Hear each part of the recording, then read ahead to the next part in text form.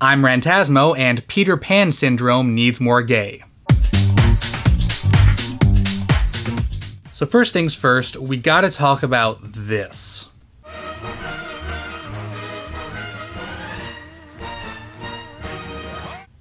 I mean... Oh, what clue did I miss? Is a kiss like a kiss? Why does it reveal? Do I even have to...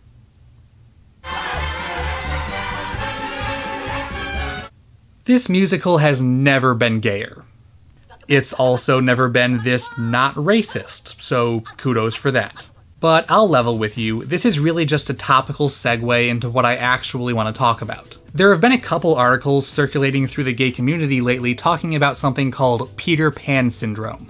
This is a pop psychology term used to describe social immaturity and individuals commonly referred to as man-children, or woman-children. The idea here is that because many LGBT people were in the closet throughout their high school and college age years, and even if they were out, their support systems and dating pools left something to be desired, many older LGBT people, and especially gay men, end up in a sort of adult gay-adolescence, which is basically just a midlife crisis, but with more techno music.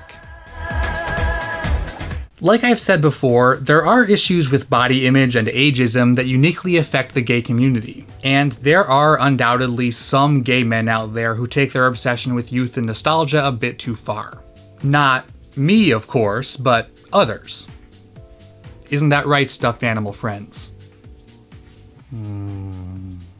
At the same time, I feel like the idea of old, pathetic gay men trying to recapture their youth through promiscuity, predatorily pursuing younger men, and flamboyant behavior is one that appeals to a lot of ugly stereotypes. Pour yourself a martini and oogle the Mexican boys. You can even sort of see this in Peter Pan itself with the character of Captain Hook. Hook is a foppish, flamboyant, comically made-up middle-aged man who dances with young, muscular pirates, and is afraid of a crocodile whose presence is heralded by the sound of a ticking clock. He is literally afraid of the passage of time, and he's mocked by the twinkish, eternally young Peter Pan for being jealous of his youth and vitality. Hook's true crime isn't being a cruel and evil person, it's growing old. To me, telling older gay men that they need to grow up, dress their age, and stop bar hopping brings to mind those people who complain about gay pride parades and why do all these flamboyant gay people feel the need to shove their gayness into everyone's faces? It's just another way of shaming people for their sexuality, and for not acting the way we think older gay men are supposed to act.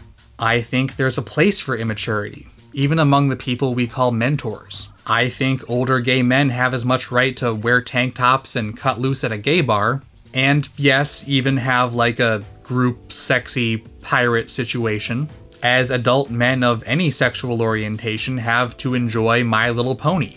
Because you can indulge in so-called immature things and still be a socially and emotionally mature person. Moreover, I think that the environment that supposedly causes gay adolescence is rapidly changing. Not only are queer people coming out at a younger and younger age, and thus receiving the openly LGBT adolescence that older generations didn't, they're also starting to receive access to one of the most widely recognized milestones of adulthood: marriage. And for some people, that in itself creates certain anxieties. As queerness becomes more and more mainstream and more same-sex couples tie the knot, will we end up losing the sense of playful transgression and frivolity that makes queer culture unique? To which I say, growing up doesn't have to mean giving up your ability to fly.